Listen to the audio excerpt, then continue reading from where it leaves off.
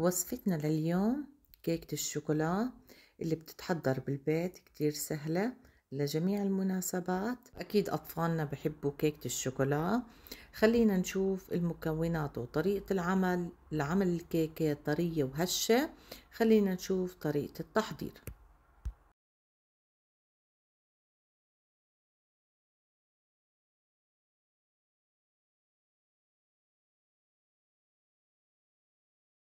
الخليط اللي أنا استخدمته الخليط الجاهز، فهيك رح تكون عنا الكيكة كتير سهلة.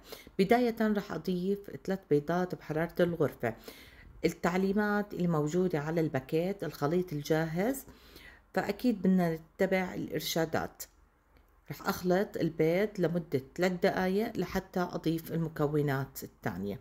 المكون الثاني نص كوباية من الزيت ونص كوباية من الحليب. رح أخلط المكونات مع بعض لحتى أضيف المزيج اللي موجود بالباكيت.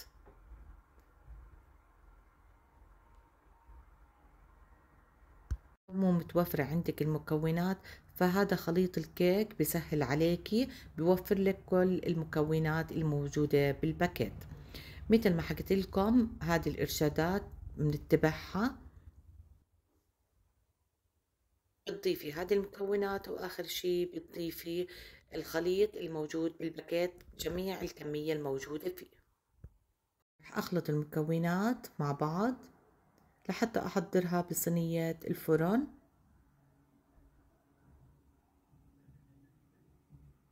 بأي قالب متوفر عندك بالمطبخ ممكن إنه نضيف خليط الكيك.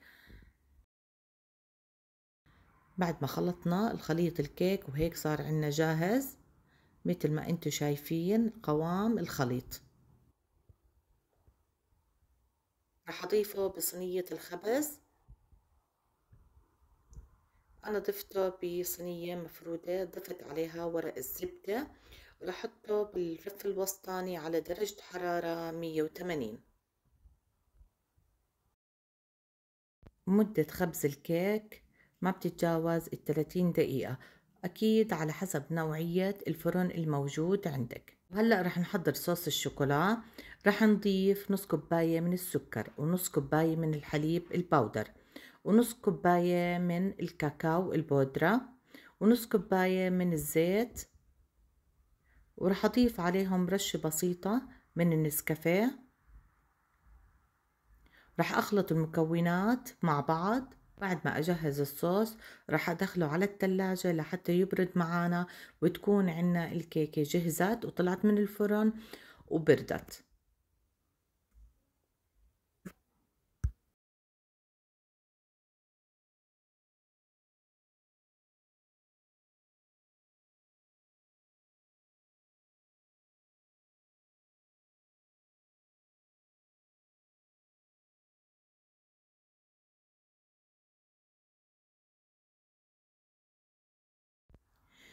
وهيك قالب الكيك بعد ما طلع من الفرن رح أزيل ورق الزبدة لحتى نزينها بصوص الشوكولاتة.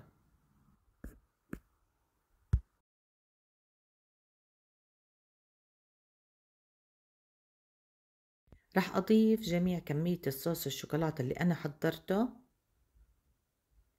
لحتى يكون متوزع على جميع قالب الكيك. أكيد طريقة تزيين الكيك عنا اختياري. الفواكه المتوفرة عندك ممكن إنك تزيني فيها قالب الكيك.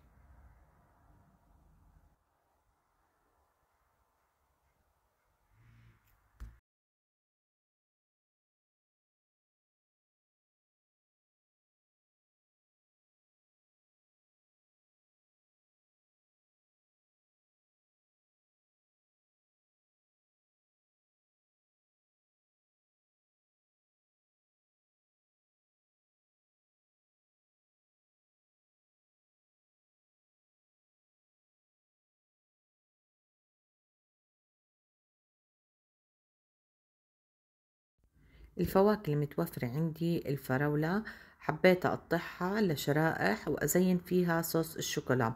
أنا بفضل الفراولة لصوص الشوكولا، بتطلع معانا أطيب. عندنا خيارات أكيد متوفرة، ممكن إنه نضيف حبات الشوكولا أو نبرش حبة شوكولا فوق الصوص. بعد ما ننتهي من تقطيع الفراولة رح نزينها فوق صوص الشوكولا.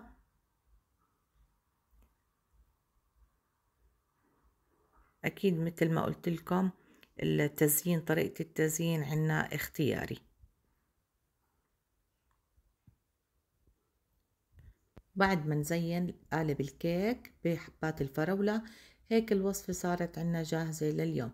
إذا حبيتوا وصفتي لا تنسوا الاشتراك بالقناة وتفعيل الجرس. معكم هبة من أكلات هبوش، وصحتين وعافية.